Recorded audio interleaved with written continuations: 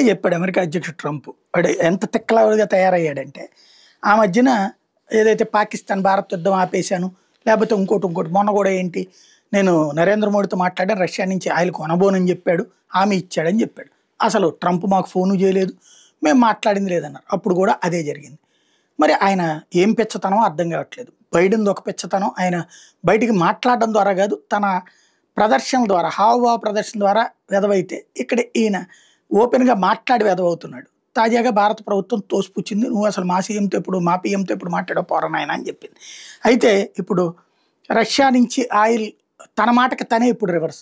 Russia నుండి oil కొనడం కనుక భారతదేశం ఆపబోతే 150% టారిఫ్లు వేస్తాను, ఇదే 100% టారిఫ్లు వేస్తాను, 50% పెంచుతాను, 100 ఏంటి 150 అయినా వేస్తాను అని చెప్తున్నాడు. వేసుకోమని చెప్పండి, పోయేదే ఉంది. ఇప్పుడు 50 వేస్తే పోయిందే ఉంది. ఇప్పుడు ఏమవుతుంది, కొన్ని వ్యాపారాలు తేడా వస్తాయి. ఆల్రెడీ మనం యూరోపియన్ యూనియన్తో ఒప్పందాలు చేసుకున్నాం, బ్రిటన్తో ఒప్పందాలు చేసుకున్నాం, జర్మనీతో ఒప్పందాలు చేసుకున్నాం, కెనడాతో ఒప్పందాలు చేసుకున్నాం, ఆఫ్రికాతోనూ ఒప్పందాలు చేసుకుంటున్నాం. మిగతా మార్కెట్లకు తరలించుకుంటాం. 2 రోజులు ఇబ్బంది ఉంటుంది, పోయేదే ఉంది.